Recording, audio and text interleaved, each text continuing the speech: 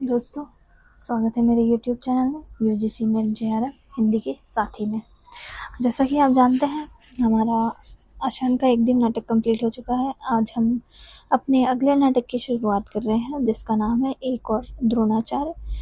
संघर्ष शेष द्वारा रचित यह नाटक है एक और द्रोणाचार्य, जिसकी शुरुआत आज हम करेंगे। और मैं उम्मीद करती हूँ ये आप मेरे चैनल को सब्सक्राइब और लाइक ज़रूर करें। आपको इस पर सभी नाटक, सभी कविताएं, सभी उपन्यास, सभी अन्य गद्य विधाएं और कहानी और निबंध जो कि उपलब्ध हो ही चुके हैं, आपको सब यहाँ लाइन बाय लाइन मिलेंगे। आप उसे सुन सकते हैं, परीक्षाओं के लिए बहुत महत्वपूर्ण है। तो आइए शुरू करते हैं शंकर शेष द्वारा रचित नाटक एक और द्रोणाचार्य। यह नाटक दो भाग में विभाजित है, पूर्वार्ध और उत्तरार्ध शैली में। तो सबसे पहले इसकी जो शुरुआत है वो पूर्वार्ध से होती है। हालांकि इसकी कोई भूमिका दी नहीं हुई, किताब में इसकी कोई भूमिका नहीं है, तो बिना भूमिका के हम इस नाटक की शुरुआत करते हैं। तो पूर्वार्ध, सबसे पहले आता है लीला का कथन। लीला, लाइट तो जला लेते, बढ़कर स्विच ऑन करती है अंधेरे में। दम कैसे नहीं घुटता तुम्हारा। विराम टेबल से चाय का खाली कप उठाती हुई, जानते हो शक्कर क्या भाव चल रही है? पूरे 4 हो गई है। यानी शक्कर क्या भाव चल रही है? 4 हो गई है। अरविंद, जैसे सुन ही नहीं रहा हो। हूँ का जवाब देता है सिर्फ। लीला, सिगरेट के टुकड़ों को उठाती हुई, कितनी बार कहा है एस्ट्रे ले लिया करो। झाड़ू मार मार कर कमर तो मेरी ही टूटती है ना। अरविंद, ले लिया करूँगा। लीला, और राशन कार्ड बन गया? नहीं बना ना, गए भी थे, परवाह किसको है। माँ का ऑपरेशन कब तय हुआ है? अरविंद चुप रहता है। इसका मतलब अस्पताल गए, अकेले कहाँ कहाँ मरूंगी। बोलते क्यों नहीं कुछ? क्या हो गया है तुम्हें? अरविंद, कुछ नहीं। लीला, सीना का काम किया या नहीं किया ना। सारी आफत मेरे से नहीं बढ़ाया नंबर तो लपक कर एहसान क्यों ले लेते हो? अरविंद, क्या एहसान लिया?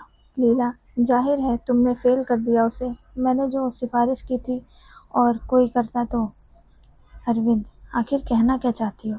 लीला तीखे स्वर में कहती है, उसे क्या जवाब दूंगी? वह अपने अफसर को क्या जवाब देगा?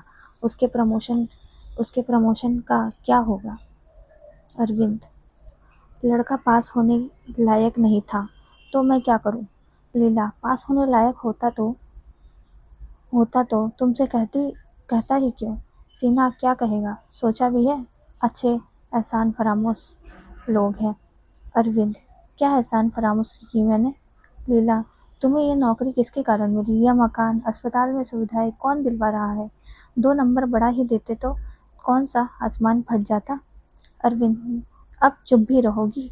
लीला, चुप रहने के अलावा किया क्या है आज तक? तुम जाकर बैठो अरविंद के खाली आसन पर। यदु आता है। अरविंद का हमउम्र चेहरे पर उद्विग्नता है उसके। यानी कौन है? यदु जो है वो अरविंद का दोस्त भी है और हमउम्र साथी भी है। यदु कहता है अरविंद से, जानते हो शहर में क्या खबरें फैल रही हैं? लीला, कैसी खबरें? यदु, सुबह जो हुआ था क्या सच है? लीला, क्या हुआ सुबह? मुझे भी नहीं बताया। यदु, अब क्या बताऊं भाभी, बदकिस्मती से मैं आज कॉलेज नहीं जा पाया और इस साले ने मुसीबत खड़ी कर दी। लीला, आखिर हो क्या गया? यदु, जानती हो आज इसने प्रेसिडेंट के लड़के को ही नकल करते हुए दर दबोचा। लीला, यानी राजकुमार को? यानी प्रेसिडेंट के लड़के का नाम क्या था? राजकुमार। यदु, हाँ राजकुमार को, शहर के सबसे बड़े गुंडे को। सब कुछ जानते हुए भी तुम्हारी अक्ल पर पत्थर क्यों पड़ जाते हैं? अरविंद, छुरा सामने रखकर नकल जो कर रहा था कैसे छोड़ देता? यदु, अब तुम ही बचे हो साले, ईमानदारी और सच्चाई की औलाद। आराम से रहना किस्मत में बदा हो तब ना। लीला अरविंद से कहती है, तुम्हें क्या गरज पड़ी थी? कर रहा था नकल, करने देते, क्या बिगड़ जाता? अरविंद कहता है, देखकर तो मक्खी नहीं निकल सकता। लीला, तो फिर क्या झगड़ा होगा?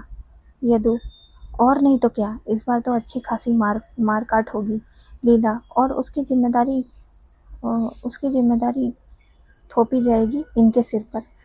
अरविंद से, इतना समझाने के बाद भी तुम मानते क्यों नहीं? इस प्रकार बहादुरी दिखाने की क्या तुम्हारी उम्र रह गई है? यदु, अब क्यों समझा रही हो? सारी जिंदगी तो इसके नखरे उठाती रही, इसकी आदर्शवादी बेवकूफ़ियों की पूजा करती रही। अब क्यों भड़क रही हो? लीला, मेरी सुनता ही कौन था? यदु, नहीं सुनता था तो विरोध करती, पर बड़प्पन हाँकने की आदत कहाँ जाएगी? अरविंद, कुछ मेरी भी सुनोगे? यदु, कान पक गए हैं तुम्हारी बातें सुनते सुनते।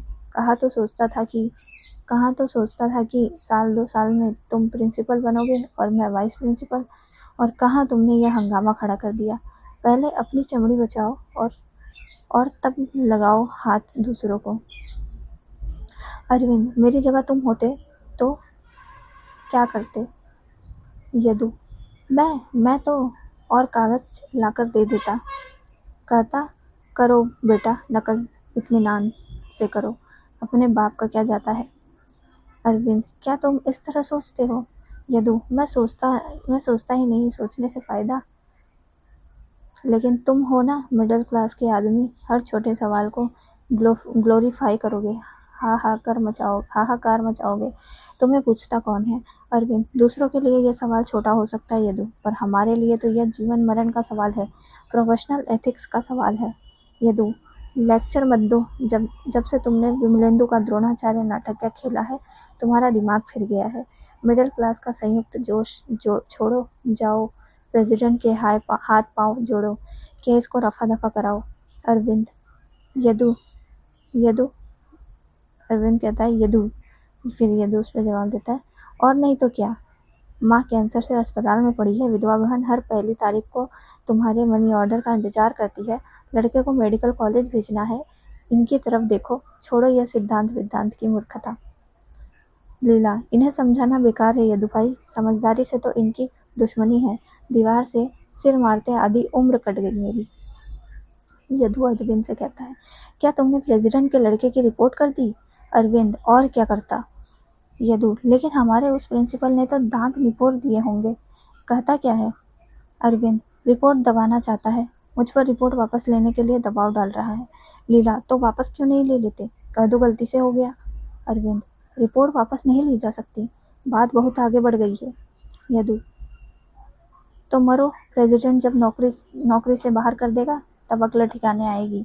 अरविंद, ऐसे कैसे बाहर कर देगा? क्या दूसरे प्रोफेसर चुप बैठेंगे? यदु, किस दुनिया में रहते हो, जानते नहीं तुम्हारा यह हर सहयोगी तुम्हें गाली दे रहा है? अरविंद, क्यों? यदु, क्योंकि तुमने प्रेसिडेंट को नाराज कर दिया है, हर एक सोचता है कि बड़ा हुआ डीए अब खटाई में पड़ गया। अरविंद, तो क्या कोई साथ नहीं देगा? यदु, विमलेंदु का साथ किसने दिया? सब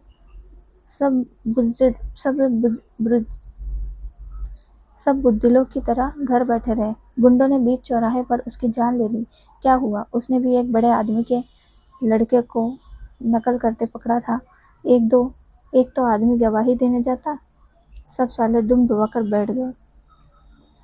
अरविंद, विमलेंदु का नाम लेकर मुझे तुम डरा रहे हो, चाहे कोई साथ दे या ना दे, मैं रिपोर्ट वापस नहीं लूँगा। यदु, अब तुम अकेले कुछ नहीं कर पाओगे, अभी भी वक्त है, मेरा कहना मानो और रिपोर्ट वापस ले लो। जाने लगता है। अरविंद, कहाँ जा रहे हो? यदु, जरा पता लगाऊं, आखिर लड़के कुछ तो योजना बना ही रहे होंगे, उनके इरादों की जानकारी होनी चाहिए। मेरी बात पर भी सोचो, कोई साथ देने वाला नहीं है, किसी का भरोसा मत करो। यदु जाता है, कुछ क्षणों का बेचैन विराम। लीला भड़क कर कहती है, जानते हो किस तरह घसीट रही हूँ तुम्हारी गृहस्थी की गाड़ी, एक एक पैसे की खींचतान मची हुई है, और तुमने यह नई मुसीबत खड़ी कर दी है। अरविंद, मैं निपट लूँगा। लीला, खाक निपट लोगे? नौकरी छोड़कर बैठ जाओगे? क्या तुम्हें अकेले ने दुनिया को सुधारने का ठेका ले रखा है? अरविंद, मैंने कब दावा किया? लीला, सोचते क्यों नहीं? अब क्या भटकने की उम्र रह गई है? 20 साल हो गए हैं शादी को, किसी बात का तो ठिकाना होता। भगवान के लिए कम से कम कुछ ऐसा तो मत करो कि सभी लगाई रोटी भी छीन जाए। अरविंद, अब किस किस से डरूं लीला?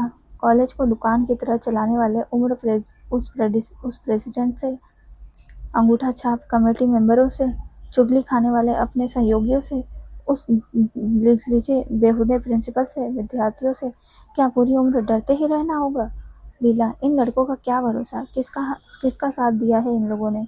कहीं विमलेंदु की तरह तुम्हें भी, मैं कहती हूँ, क्यों पड़ते हो पचड़े में?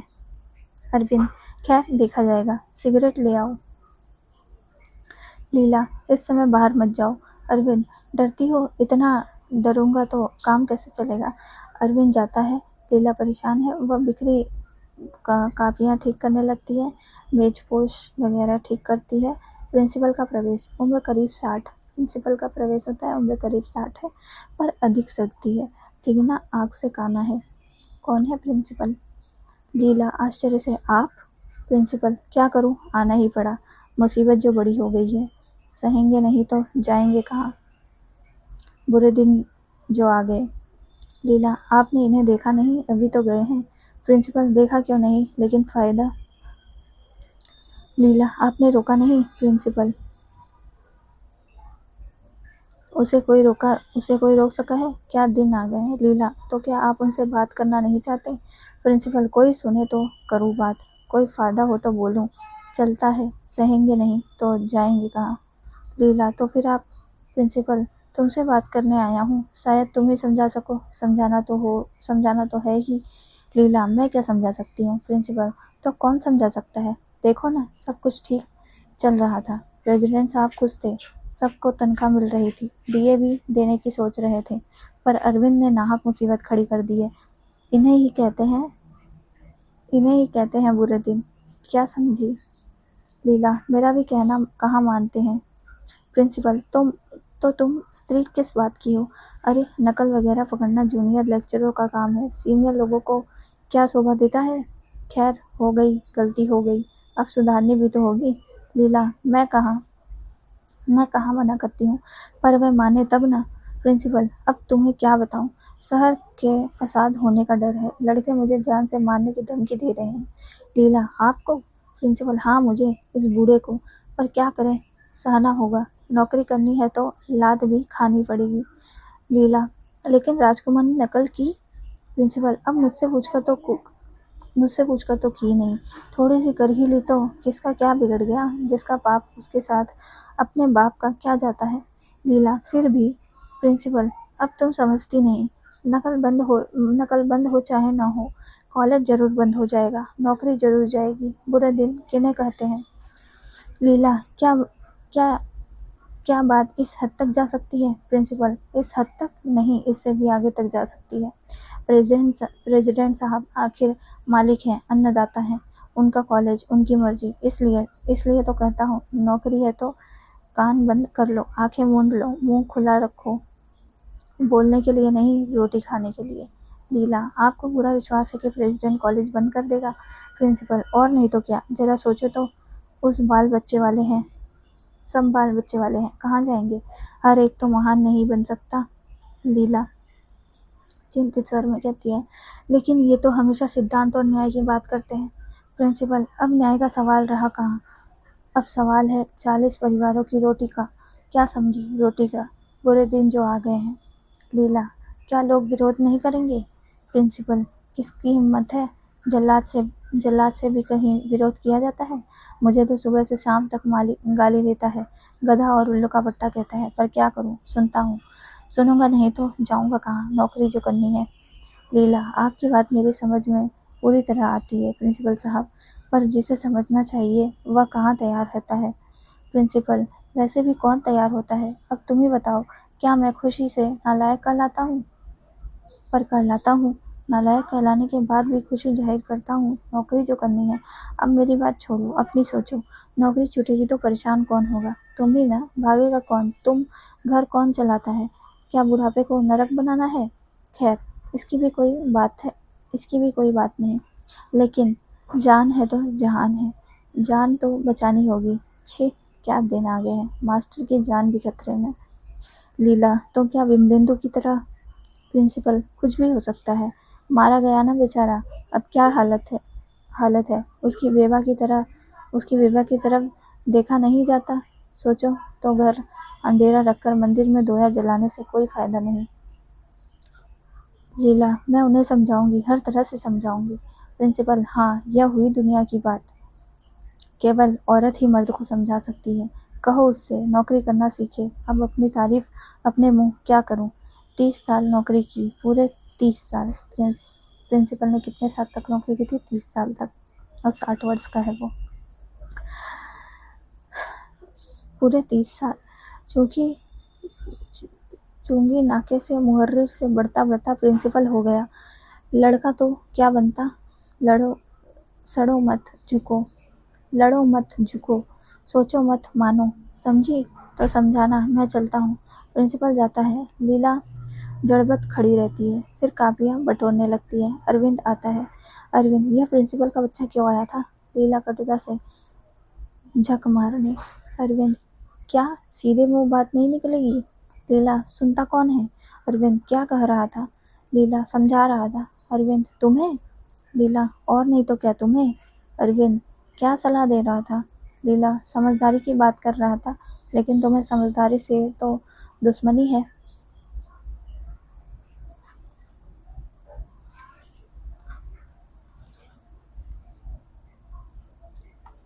अरविंद, बताओगी भी? लीला, रिपोर्ट वापस लेने की बात कह रहा था। जाओ रिपोर्ट वापस ले लो। अरविंद, लीला, हाँ वापस ले लो, इसमें ही सबका भला है। अरविंद, तो तुम भी चाहती हो कि मैं बेईमानी करूं? लीला, समझदारी से काम लो। 20 बरस हो गए हैं शादी हुए, पहले कभी कहीं ऐसी कोई बात की जो तुम्हारे मन के खिलाफ थी? पर आज मेरा कहना मान लो। अरविंद, लीला, मुझ पर दबाव मत डालो। लीला उत्तेजित होकर कहती है, कभी सोचा इस घर में अकेले कौन जिया है? तुम, केवल तुम। हम लोगों को कभी अपने अस्तित्व की जानकारी ही नहीं हुई।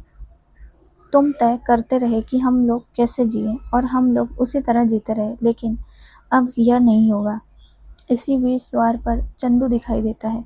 उम्र करीब 20, कॉलेज छात्रों सी वेशभूषा। लीला एक क्षण रुकती है, फिर भीतर जाती है। चंदू कौन विद्यार्थी रहता है? स्टूडेंट, कॉलेज का, 20 वर्ष का। अरविंद आश्चर्य से, तुम? चंदू, क्या करूं सर, आना ही पड़ा। अरविंद, अब और कौन सा पराक्रम किया है?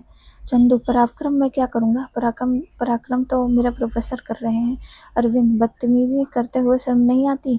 चंदू, पहले आती थी, अब सवाल ही कहाँ उठता है, अब किसी पर विश्वास ही नहीं रहा। अरविंद, झूठ बोलते हो, नकल करते हुए शर्म नहीं आई? जगह दूसरा कोई होता तो डूब मरता।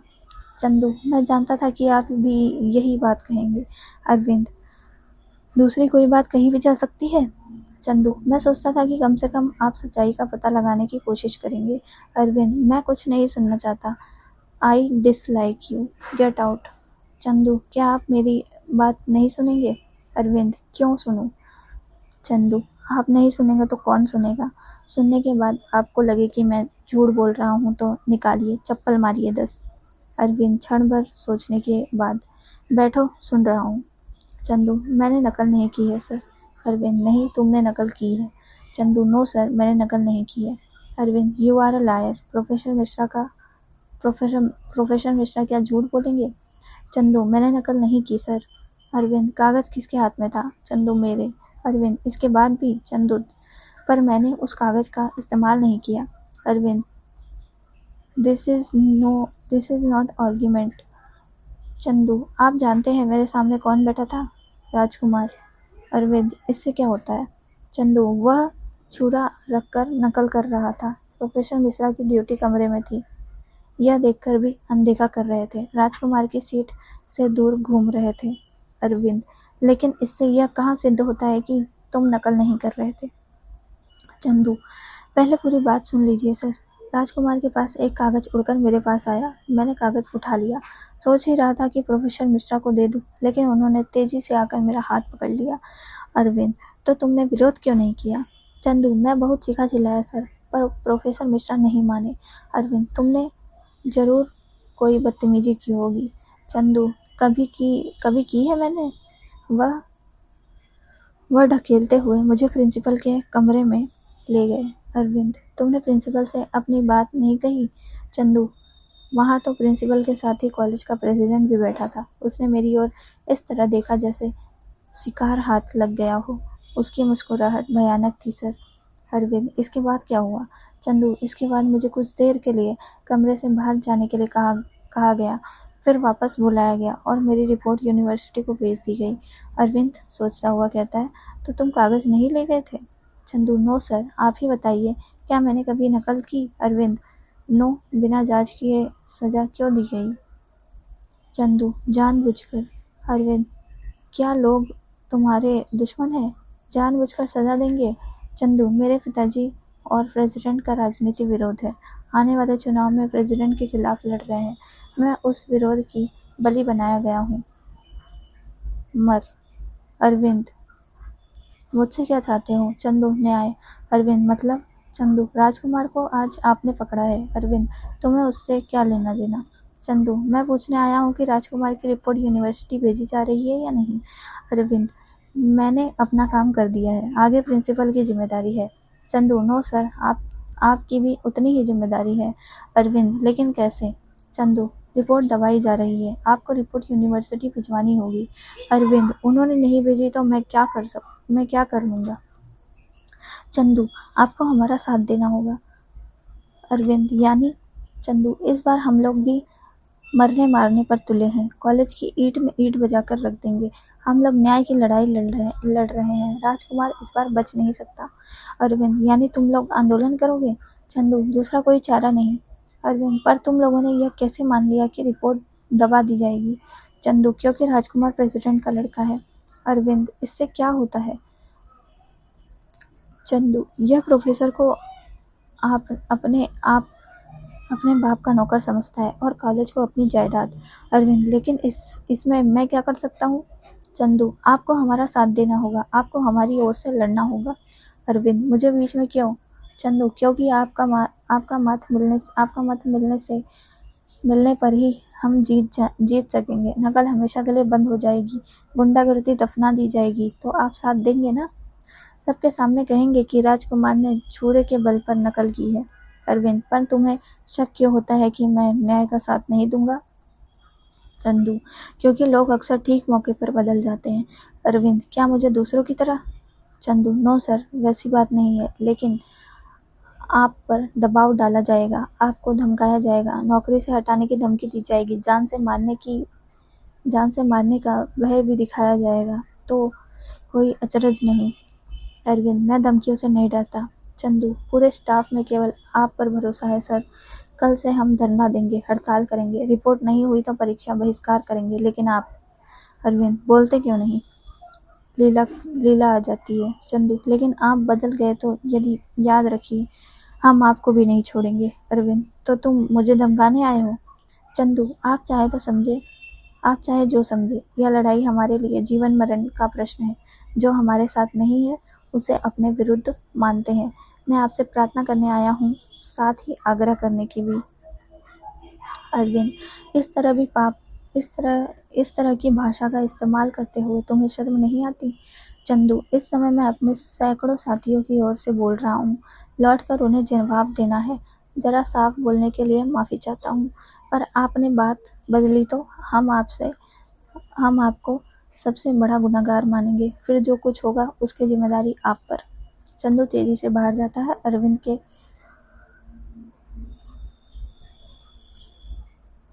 अरविंद के चेहरे पर परेशानी। लीला, देखा तुमने अपना लाडला विद्यार्थी कितनी बदतमीजी से बात कर रहा था।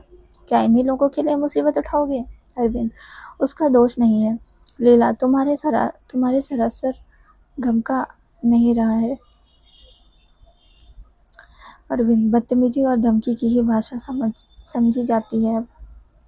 लीला, तो इन लड़कों की ओर से नेतागिरी करोगे तुम? अरविंद, उसका पक्ष न्याय का है। लीला, कहीं मारपीट हो गई या छुरे चल गए तो क्या होगा? सारा दोष तुम पर मढ़ दिया जाएगा। अरविंद, तो क्या मैं झूठ बोल दूं? लीला उत्तेजित होकर, पर मैं कहती हूँ, न्याय देने के लिए तुमको जज किसने बना दिया? कभी कहना कभी कहना माना है मेरा? कितनी बार कहा इनके पचड़े में मत पड़ो। लेकिन प्रेसिडेंट का प्रवेश 50 के आसपास, रोब दबाव वाला व्यक्तित्व, मुंह से सिगार, आवाज में इस्पाती खनक, लीला भीतर जाती है। यानी प्रेसिडेंट का प्रवेश हो चुका है। अरविंद, आप इस समय? प्रेसिडेंट, आप नहीं आए तो सोचा मैं ही चलूं। भूमिका बनाऊं या सीधे सीधे पूछूं? अरविंद, सीधे सीधे ही पूछिए। प्रेसिडेंट, आपने क्या तय किया है? अरविंद, मैं रिपोर्ट वापस नहीं लूंगा। प्रेसिडेंट, शाबाश, मैं बस आपकी इसी ईमानदारी का कायल हूँ। आपका क्या ख्याल है, अपराधी को सजा मिलनी चाहिए या नहीं? अरविंद, इसी बात के लिए तो विरोध है प्रेसिडेंट साहब। प्रेसिडेंट, मैं भी यही चाहता हूँ। अरविंद, लेकिन प्रिंसिपल साहब तो कह रहे थे कि। प्रेसिडेंट, उसे मारिए गोली। अब क्या कहूँ, निहायत बेवकूफ़ किस्म का आदमी है। न पर्सनालिटी है न ग्रेस, हमेशा है करता रहता है। उसके 60 हो गए हैं, सोचता हूँ रिटायर कर दूँ, लेकिन सही आदमी मिलता कहाँ है? अरविंद, लेकिन वह तो दूसरी ही बात कह रहे थे। प्रेसिडेंट, क्या कह रहा था? अरविंद, यही कि आप हमारे मालिक हैं, अन्नदाता हैं। प्रेसिडेंट, कहा ना, बिल्कुल गधे किस्म का आदमी है। कौन किसका मालिक और कौन किसका अन्नदाता? अरविंद, तो आप क्या चाहते हैं? प्रेसिडेंट, यही कि असली अपराधी की खोज हो और उसे कड़ी सजा दी जाए। अरविंद, तो क्या आप राजकुमार को असली अपराधी नहीं मानते? प्रेसिडेंट, वो अपराधी हो सकता है पर असली अपराधी नहीं। अरविंद, तो कौन है? प्रेसिडेंट, मुझसे पूछेंगे तो मैं कहूँगा आप। अरविंद, मैं? प्रेसिडेंट, मेरा मतलब है आप लोग। वह पिछले 3 सालों से नकल कर रहा था, उसे पकड़ा क्यों नहीं गया? अरविंद, यह प्रश्न अपने आप से पूछिए। प्रेसिडेंट, उसकी बेहुदा हरकतों की मुझसे शिकायत क्यों नहीं की कभी? आप लोगों को डर किस बात का था? अरविंद, आपका। प्रेसिडेंट, मेरा? अरविंद, हाँ आपका, अपनी रोता का, सुरक्षा का। प्रेसिडेंट, मैं किसी का क्या बिगाड़ता हूँ? अरविंद, आपकी भाषा क्या धमकी की भाषा नहीं होती? आप जो कहते हैं क्या बड़ा नियम नहीं होता? प्रेसिडेंट, आपका आरोप गलत है। अरविंद, नहीं, मेरा आरोप सही है। आप अच्छी तरह जानते हैं कि आपका लड़का गुंडा, आवारा और बदमाश है। इसके बाद भी आप ढोंग क्यों करते हैं कि आपको कुछ नहीं मालूम? प्रेसिडेंट, यह झूठ है। अरविंद, और आपने चंदू का केस यूनिवर्सिटी को क्यों भिजवाया है? प्रेसिडेंट, मैंने भिजवाया? अरविंद, हाँ आपने भिजवाया। आपने मौके का फ़ायदा उठाया। आप जानते थे कि उसने कोई अपराध नहीं किया है। प्रेसिडेंट, मेरी उससे क्या दुश्मनी हो सकती है? अरविंद, यह आपके राजनीतिक विरोधी का लड़का है। आप उसके बाप की इमेज खराब करना चाहते हैं। प्रेसिडेंट, मिस्टर अरविंद, आप अपनी हद से बहुत आगे जा रहे हैं। अरविंद, भला इसी में है कि आप राजकुमार की रिपोर्ट यूनिवर्सिटी जाने दीजिए। प्रेसिडेंट, तो आप रिपोर्ट वापस नहीं लेंगे? अरविंद, कोई सवाल ही नहीं उठता। प्रेसिडेंट, आप अपनी जीत का परिणाम समझते हैं? अरविंद, अच्छी तरह। प्रेसिडेंट, तो मेरे भी आरोप सुनिए। आप लड़कों को मेरे खिलाफ भड़का रहे हैं। आप शहर की शांति और व्यवस्था को खतरा पहुंचा रहे हैं। आप बदमाश लड़कों की नेतागिरी कर रहे हैं। अरविंद, प्रेसिडेंट साहब, आप खुद जानते हैं कि ये आरोप कितने गलत हैं। प्रेसिडेंट, कल तक आपकी रिपोर्ट नहीं बदली तो उसके परिणाम भयंकर होंगे। मैं कॉलेज बंद कर दूंगा। अरविंद, तो बंद कर दीजिए। प्रेसिडेंट, अरविंद की ओर बढ़ता देखकर कुछ नरम होकर, आप समझने की कोशिश क्यों नहीं करते मिस्टर अरविंद? कॉलेज बंद करने से तो बात सुलझ नहीं जाएगी, उलझ भले जाएगी। अरविंद, कॉलेज बंद करने की धमकी आपने दी, मैंने नहीं। प्रेसिडेंट, राजकुमार को रखिए एक और। जरा सोचिए तो इस घटना से मेरी पब्लिक इमेज को कितना धक्का पहुंचेगा। चुनाव का टिकट हाथ से जाता रहेगा। अरविंद, आपके नज़रिए से बात यही हो सकती है, पर मैं इस बीच लीला चाय ट्रे लेकर आती है। प्रेसिडेंट, अब कैसे बताऊं? घर से जाने क्या सोचकर चला था, लेकिन आपने ऐसा रुख अपना लिया कि बात धरी की धरी रह गई। You are only professor. Hume I respect so much. आपका यह प्रिंसिपल है ना? सोचा था कि इसकी छुट्टी कर दूं। कॉलेज का नाश कॉलेज का नाश मार कर रख दिया। उसकी जगह आपको। अरविंद, मुझे? प्रेसिडेंट, कहा ना, you are the only professor. कुछ मामलों में आपसे विरोध हो सकता है, पर इसका मतलब यह नहीं कि आपकी योग्यता के बारे में मैंने कभी शक किया। अरविंद, तो आप मुझे खरीदना चाहते हैं? प्रेसिडेंट, माई कोर्ट्स और ओपन। अब आप सोच लीजिए। कहाँ कहता हूँ कि फैसला अभी कीजिए। Take your own time. लेकिन कल सुबह तक जरूर बता दीजिए। उठने लगता है। लीला, चाय नहीं पियेंगे? प्रेसिडेंट, अभी नहीं, कल फैसला सुनने के बाद। एक गहरा सन्नाटा हो जाता है और प्रेसिडेंट चला जाता है। लीला, क्या सोच रहे हो? अरविंद, कुछ नहीं। लीला, प्रिंसिपल नहीं बनोगे? अरविंद, कीमत जानती हो? लीला, बिना कीमत दिए कुछ मिलता भी है? अरविंद, यानी बेईमान हो जाऊं? लीला, उस बदतमीज लड़के का साथ देकर भी क्या मिलेगा? प्रेसिडेंट से दुश्मनी ठन जाएगी। तुम्हारे सहयोगी भी कहाँ साथ दे रहे हैं। लड़ोगे किसके भरोसे? अरविंद, लेकिन चंदू को दगा देने का मतलब समझती हो? नकल का विरोध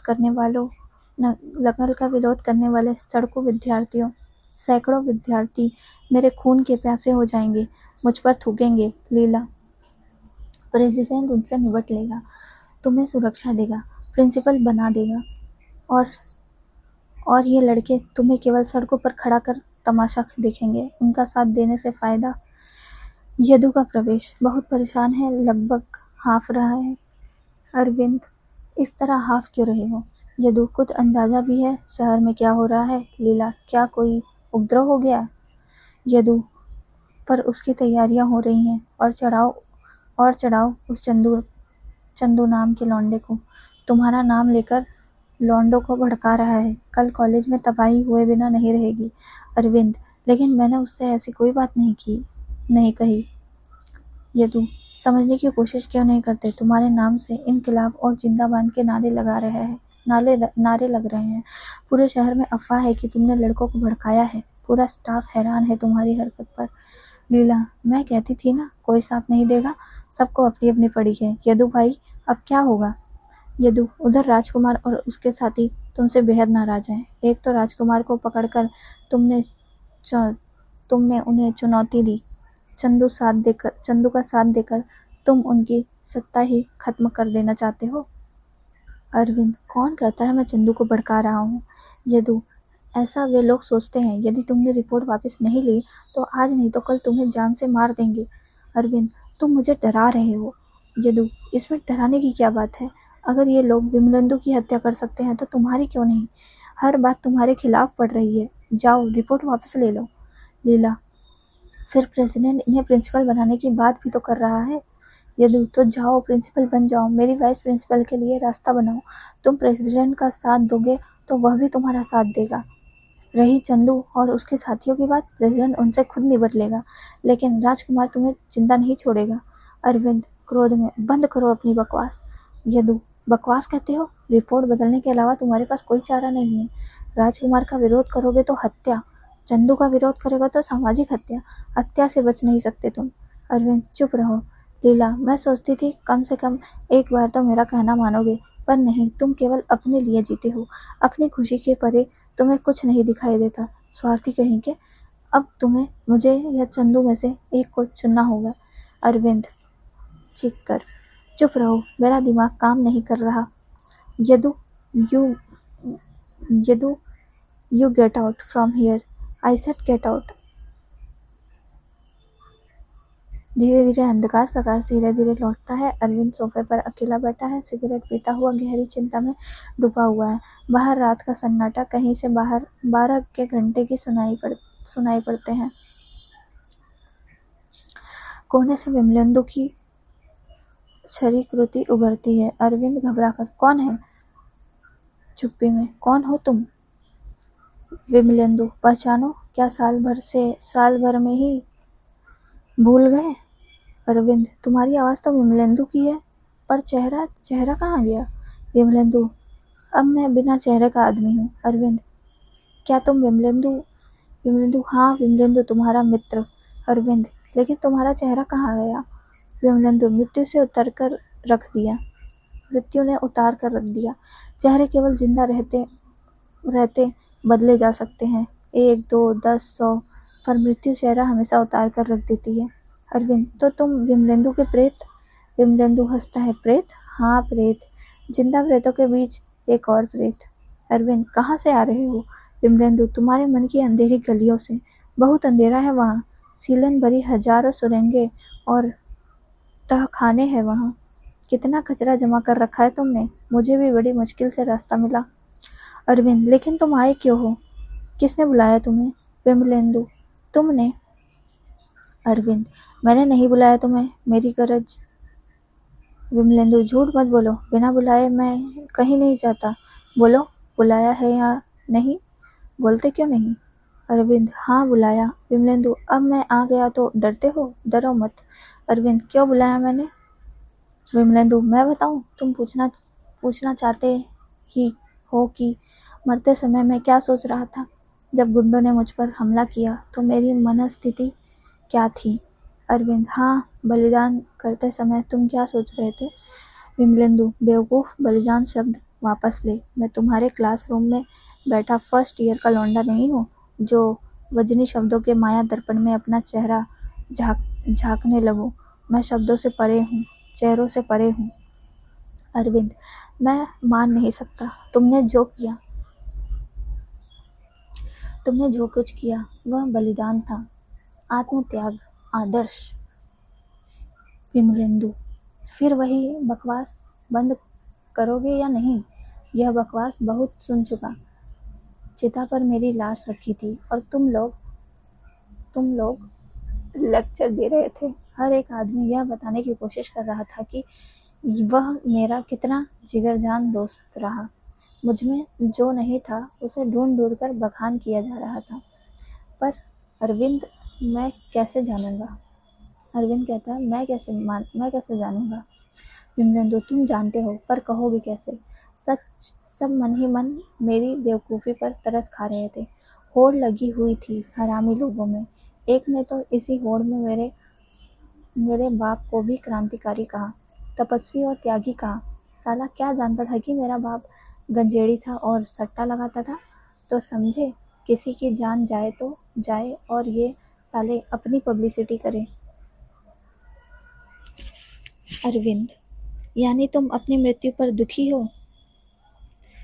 विमलेंदु, और नहीं तो, मेरी कोई उम्र थी मरने की? 3 साल पहले शादी हुई थी, फूल सी बच्ची, पत्नी का उबलता हुआ प्यार, नाटक की दुनिया में नाम पैदा करने की ख्वाहिश, सब धरा का धरा रह गया। अरविंद, तो तुमने नकल क्यों पकड़ी?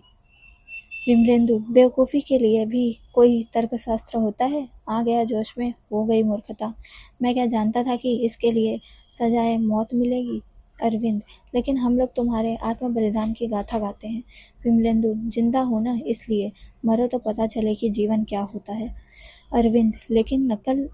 विमलेंदु, उसकी ऐसी की तैसी। साले मिडिल क्लास के आदमी अपनी हर समस्या को ग्लोरीफाई करोगे। और ना समझ, मेरी बीवी साल भर से नौकरी की तलाश में दर दर भटक रही है। सब आश्वासन देते हैं, नौकरी कोई नहीं देता, सब बकवास है। अरविंद, तुम कहना क्या चाहते हो? विमलेंदु, वही जो तुम्हारा भीतरी मन सुनना चाहता है। अरविंद, यानी? विमलेंदु, जाओ उस प्रेसिडेंट से समझौता कर लो, प्रिंसिपल बनो। क्या तुम्हारी भी ख्वाहिश है कि तुम्हारी लाश के पास म्यूनसिपैलिटी के चेयरमैन की अध्यक्षता में शोक सभा और प्रस्ताव पास किया जाए? अरविंद, मैं समझौता नहीं करूँगा। अरविंद, विमलेंदु, मैं भी देखूंगा। मेरे नाटक का द्रोणाचार्य भी कहाँ यही कहता था। अरविंद, मेरी तुलना द्रोणाचार्य से क्यों करते हो? वह बहुत शक्तिशाली था, मैं एक छोटा आदमी हूँ, छोटे छोटे मोर्चे पर लड़ता हूँ। विमलेंदु, बकवास, उस द्रोणाचार्य ने भी दावे किए थे तुम्हारी तरह। उसे समझो, तुम्हारे प्रश्नों का उत्तर अपने आप मिल जाएगा। याद करो उसे। धीरे धीरे अंधकार में बच्चे के रोने की, सिसकने की आवाज़ें आती हैं। धीरे धीरे प्रकाश 7-8 वर्ष का अश्वत्थामा जमीन पर पाँव घिसलाता मचल रहा था। अश्वत्थामा कहता है, नहीं, मुझे अभी चाहिए, नहीं देंगी तो मुझसे कभी नहीं तुझसे कभी नहीं बोलूँगा, पिताजी से भी नहीं बोलूँगा। कृप्पी यानी कि अश्वत्थामा की माँ और द्रोणाचार्य की पत्नी। कृप्पी धमकाती हुई कहती है, क्या मेरा कहना नहीं मानेगा? अश्वत्थामा चीखकर कहता है, तेरा क्या, किसी का कहना नहीं मानूंगा। ला गोरस ला, अभी ला, नहीं तो सिर पटक कर प्राण दे दूंगा। गोरस देती है कि नहीं? ले, देती हूँ। सिर पटकता है, देती है कि नहीं? ले ले ले, सिर पटकता जाता है। कृप्पी, तो मर जा। गोरस हो तो लाऊं? तेरे बाप ने गाय तो नहीं बांध रखी है? अश्वत्थामा कहता है, कहीं से ला, नहीं लाती तो ले ले, सिर पटकता है। कृपी व्याकुल हो जाती है, उसे उठाती है, पुचकारती है, कृपी ठहर, लाती हूँ, अभी लाती हूँ। अश्वत्थामा की सिसकियाँ नहीं रुकती। द्रोणाचार्य का प्रवेश। अश्वत्थामा को रोता हुआ देख परेशान होता है। द्रोणाचार्य अश्वत्थामा को चुमकारता हुआ, क्या हो गया रे, रो क्यों रहा है? क्या माँ ने फिर मार दिया? अश्वत्थामा, नहीं नहीं मारा। द्रोणाचार्य, तब क्या हो गया? अश्वत्थामा, गोरस पीऊंगा पिताजी, गोरस पीऊंगा। द्रोणाचार्य, पर अपने यहाँ गाय कहाँ है? अश्वत्थामा, नहीं है तो क्या हुआ, माँ दे रही है। द्रोणाचार्य, लेकिन क्या बाहर गई है? अश्वत्थामा, नहीं, भीतर। कृपी मिट्टी का पात्र लिए आती है। कृपी, आ गए तुम, देखो ना, दूध के लिए हट कर रहा था, सिर पटक पटक कर प्राण दे रहा था। अश्वत्थामा से, ले पी, अब रोएगा तो नहीं, अब रोएगा तो देखना, हटी कहीं का। अश्वत्थामा दूध पीता है। कृपी उसकी ओर वरुण दृष्टि से देखती है। गोरस कैसा लगा बेटे? अश्वत्थामा, बहुत अच्छा था माँ। बाहर जाने लगता है।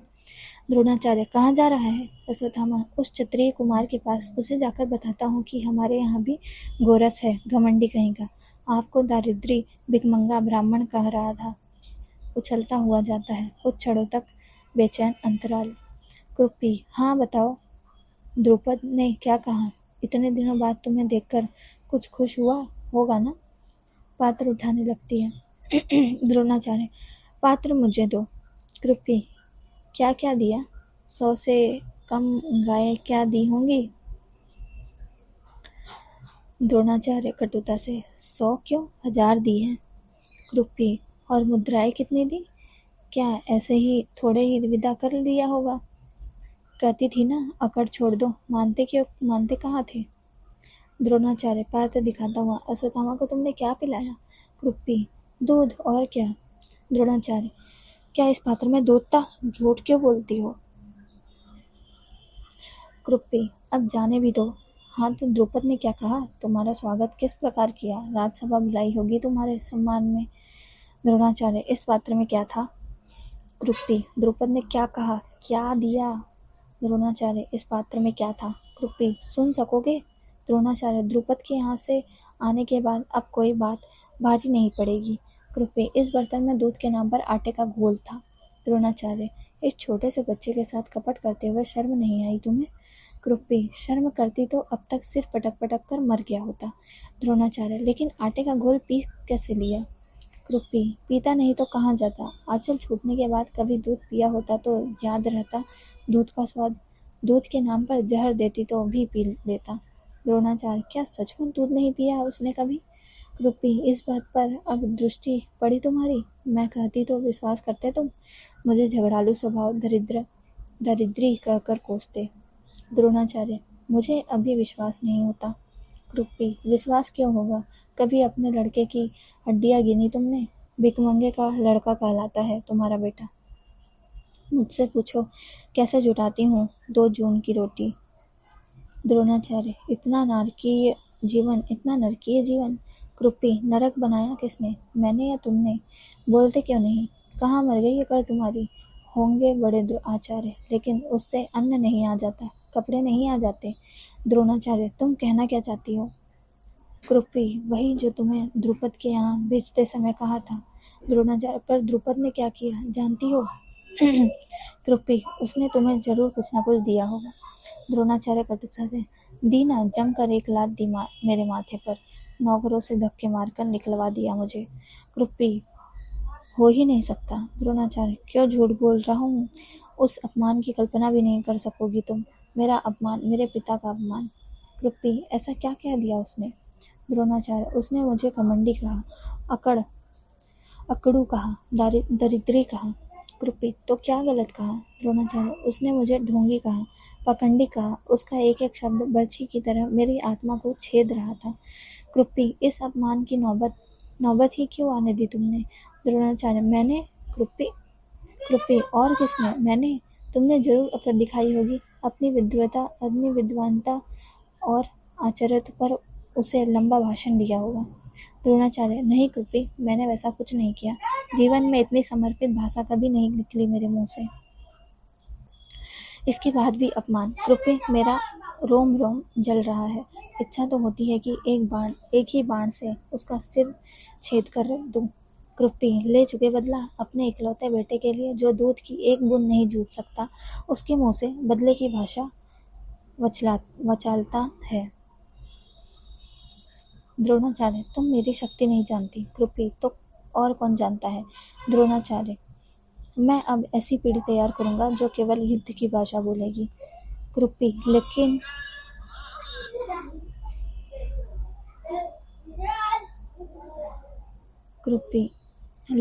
पढ़ाओगे किसे?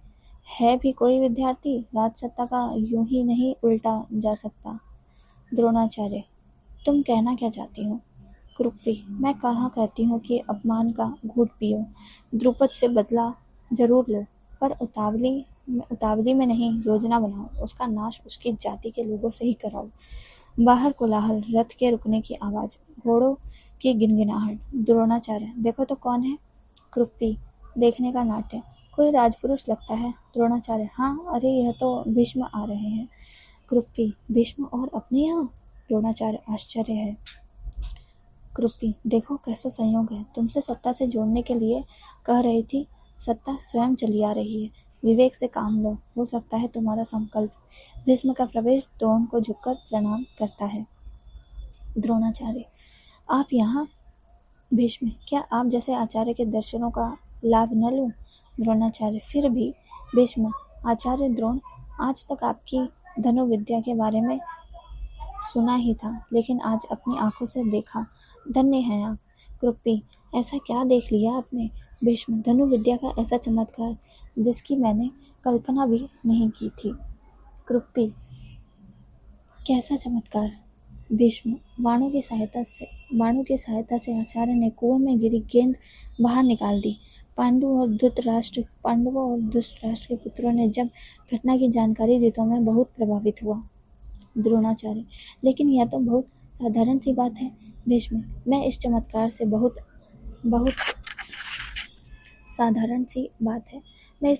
से बहुत अभिभूत हूँ आचार्य। द्रोणाचार्य, आप चाहते क्या हैं?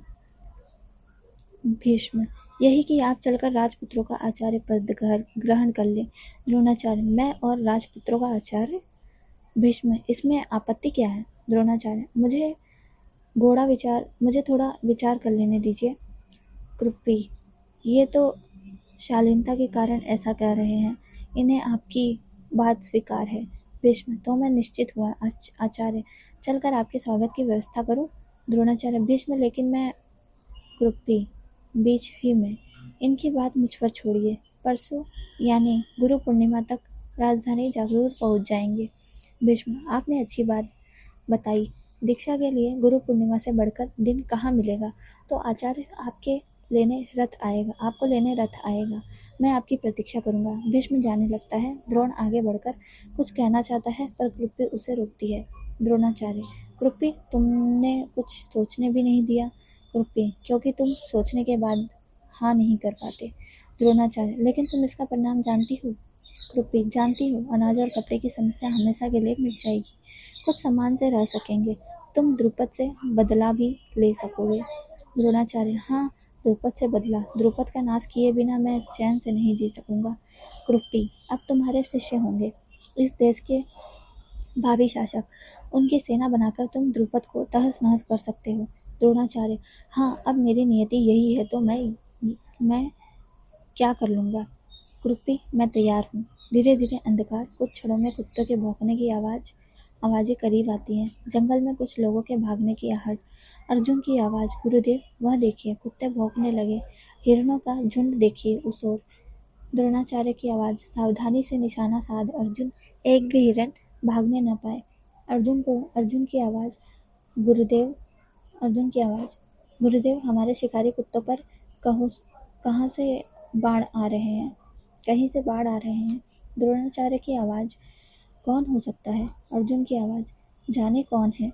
गुरुदेव, कुत्तों का भौंकना बंद हो गया है, जैसे कोई बाणों से उनका मुंह सी रहा है। द्रोणाचार्य की आवाज़। पर धनुर्विद्या का इतना बड़ा चमत्कार करने वाला वहाँ कौन है? चलो आगे चलकर देखें। जंगल में दौड़ने की आवाज़। हलचल धीरे धीरे प्रकाश मंच के मध्य भाग पर फैलने लगता है। एकलव्य धनुष पर बाण ताने हैं। द्रोणाचार्य और अर्जुन आते हैं।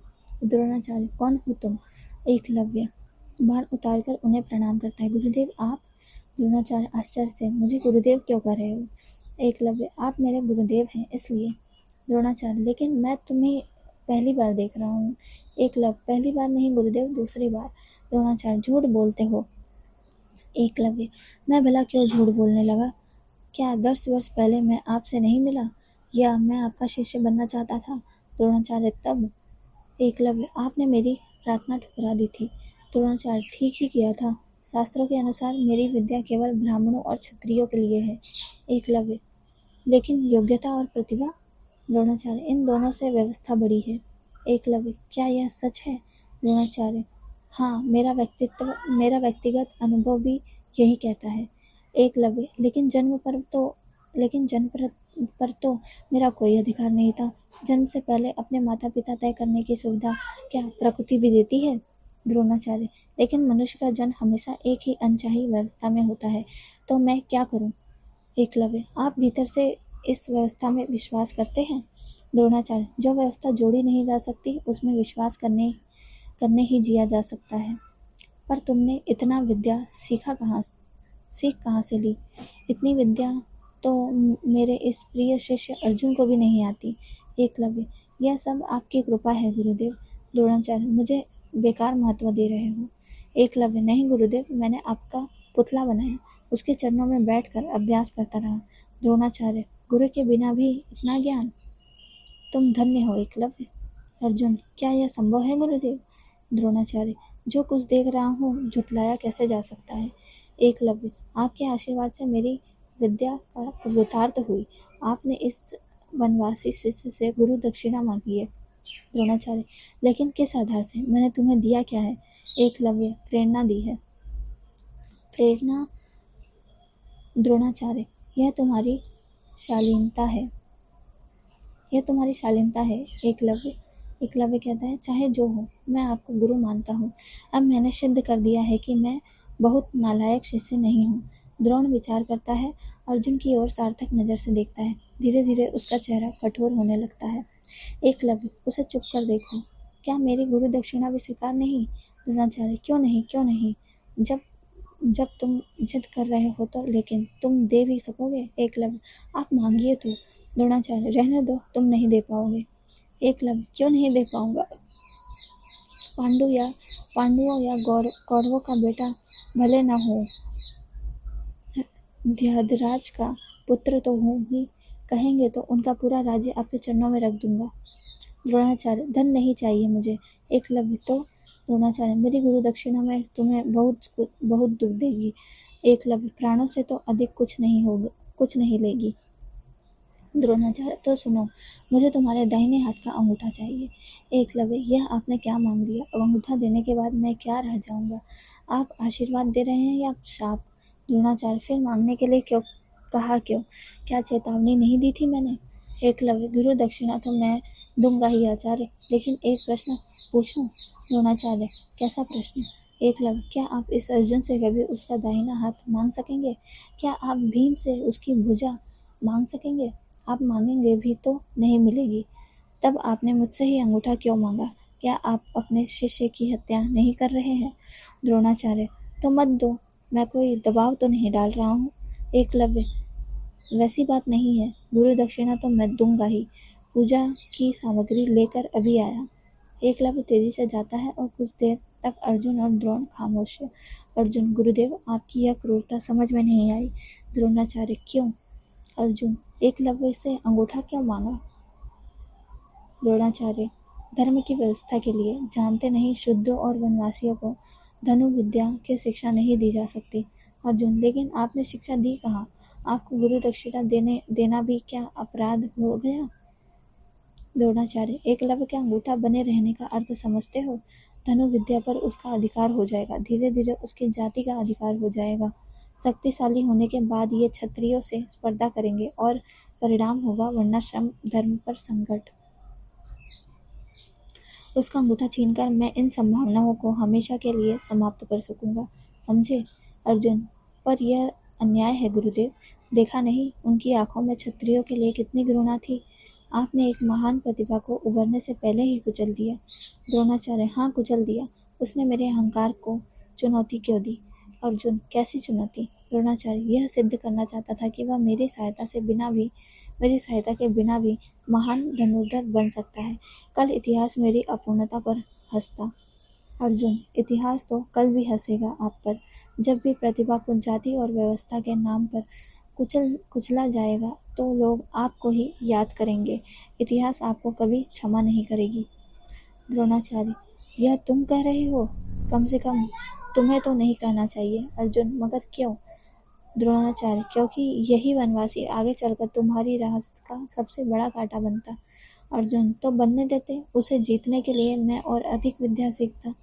द्रोणाचार्य, नहीं अर्जुन, उसकी प्रतिभा स्वयंभू है, तुम उसके सामने नहीं ठहर सकते। अर्जुन, आपके रहते? द्रोणाचार्य, हाँ मेरे रहते। एकलव्य ने मुझे भी अपनी सीमा की पहचान करा दी है। अर्जुन, क्या इसलिए आपने? द्रोणाचार्य, याद है मैंने एक दिन बहुत प्रसन्न होकर तुम्हें आशीर्वाद दिया था कि पृथ्वी पर तुमसे बड़ा धनुर्धर नहीं होगा। आज मैं अपना वचन पूरा कर रहा हूँ। अर्जुन, पर यह अन्याय है गुरुदेव, उस पर भी और मुझ पर भी। द्रोणाचार्य, तुम पर क्यों? अर्जुन, क्योंकि मैं संसार में सबसे बड़े धनुर्धर को अपनी आंखों से देख चुका हूँ। भविष्य में जब कभी मुझे कोई संसार का सबसे बड़ा धनुर्धर कहेगा तो उस समय एकलव्य का गर्म खून से सना हुआ पंजा मेरा मजाक उड़ाएगा। गुरुदेव, मैं अपनी अपराध भावना को कभी नहीं जीत सकूंगा। द्रोणाचार्य, मूर्खतापूर्ण बातें बंद करो। अर्जुन, गुरुदेव अभी भी समय है, जाइए एकलव्य का मान कीजिए। मैं इस पाप में शामिल नहीं होना चाहता। द्रोणाचार्य, चुप रहो, मुझे अपना वचन पूरा करने दो, अपने राजकीय कर्तव्य का पालन करने दो। अर्जुन, नहीं गुरुदेव। द्रोणाचार्य, वह देखो एकलव्य आ रहा है। एकलव्य थाली में पूजा की सामग्री लेकर आता है, उसका अंगूठा कटा है, पूजा खून से लाल है। द्रोणाचार्य को वह खून का टीका लगाता है। एकलव्य चरणों पर माथा का भुगाता हुआ, यह रही आपकी गुरु दक्षिणा गुरुदेव, यह रही आपकी गुरु दक्षिणा। द्रोण दोनों हाथ उठाकर आशीर्वाद देता है। अर्जुन करुण दृष्टि से एकलव्य की ओर देखता है। धीरे धीरे अंधकार। दोस्तों, हमारा यह एक और द्रोणाचार्य का पूर्वार्ध भाग जो है यहाँ समाप्त होता है। अगली श्रृंखला में इसके उत्तरार्ध भाग की शुरुआत होगी और उसमें यह नाटक समाप्त कर दिया जाएगा। मैं उम्मीद करती हूँ आप इसे पूरा सुनेंगे, पूरा सुनिए, इसके इम्पोर्टेंट पॉइंट नोट भी करिए। और यदि आपको किसी और नाटक, कहानी, निबंध या कविता, उपन्यास की ऑडियो बुक चाहिए तो आप मेरे कमेंट बॉक्स में लिखिए और मेरे चैनल को सब्सक्राइब भी करिए, आपको वह उपलब्ध कराई जाएगी जल्द से जल्द। तब तक के लिए मिलते हैं अपने अगले वीडियो में, तब तक के लिए धन्यवाद।